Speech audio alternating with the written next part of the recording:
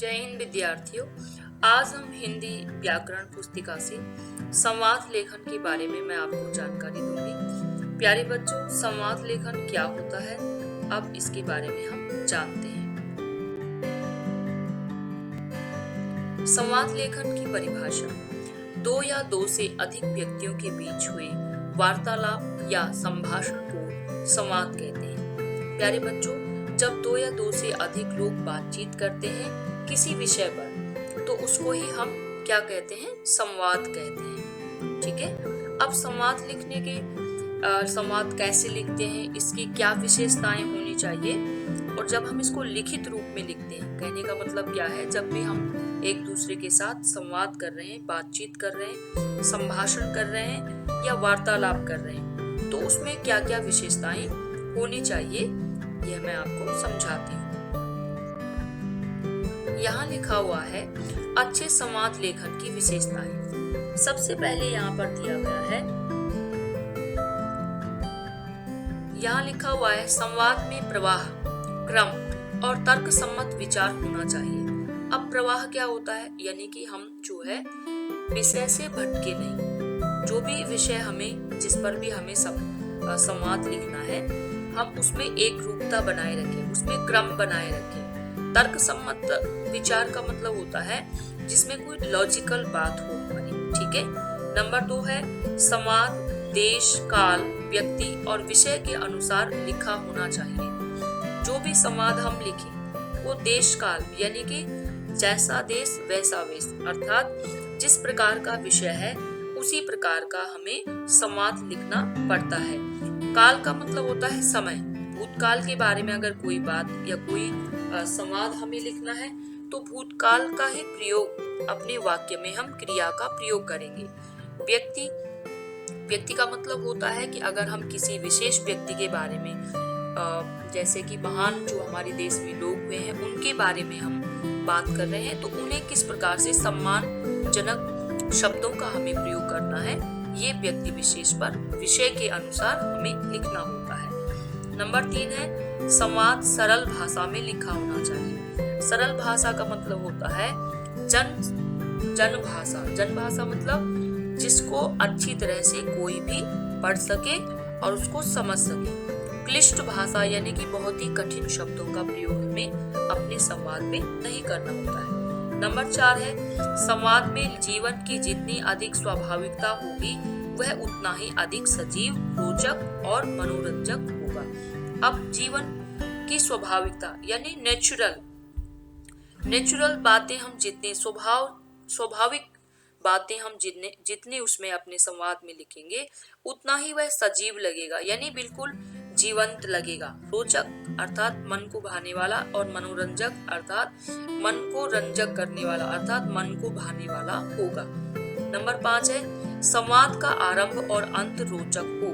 संवाद लिखने का हमारा तरीका ऐसा होना चाहिए कि उसका आरंभ ये नहीं कि पहले ही हम अंत उसका शुरू कर दें, नहीं, पहले उसका आरंभ हम कैसे करें इस बात का भी हमें पता होना चाहिए, और अंत भी उसका रोचक होना चाहिए, ताकि जो पढ़ने वाला है उसके मन पर एक छाप पड़ जाए, उसके मन पर उसका प्रभाव पड़े।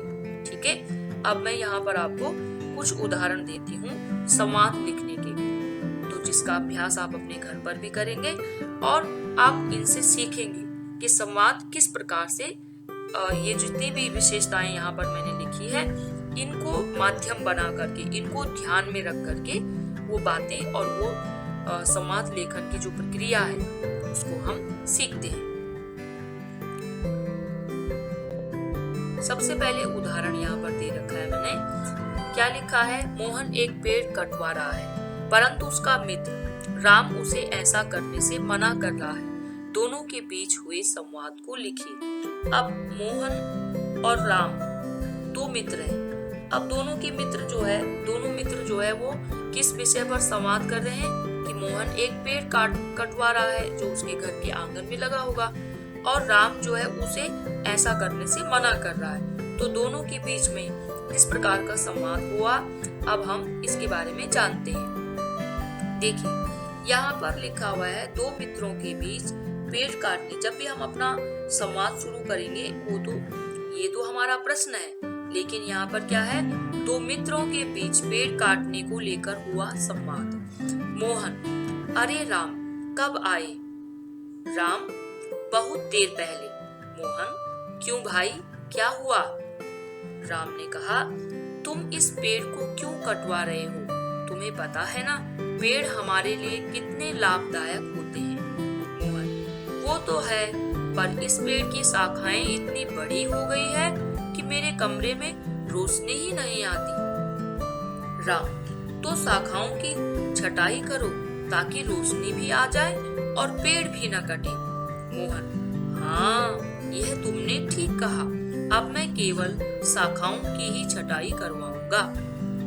राम, तुम तो मेरी बात बहुत जल्दी समझ गए। मोहन, तुम्हारा दोस्त जो हूँ, तुम्हारी बात को नहीं मानूंगा?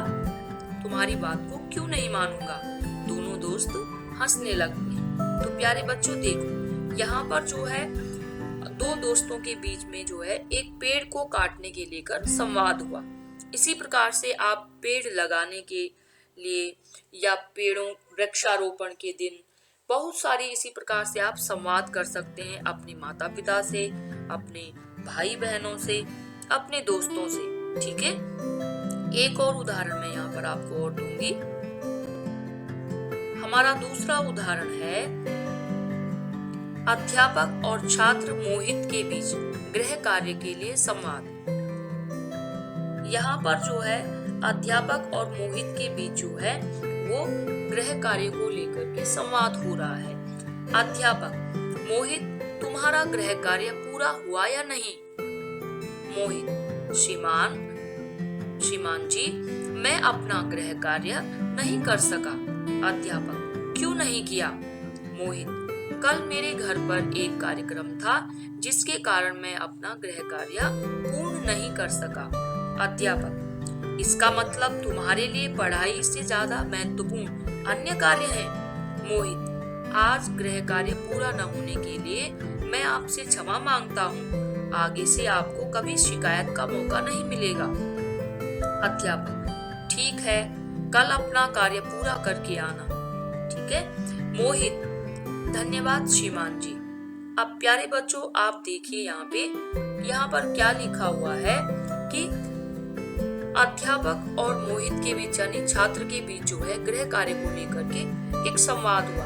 तो देखिए थोड़ी सी बातों में हमने अपना संवाद लेखन पूरा कर दिया और हमें समझने में भी समय नहीं लगा।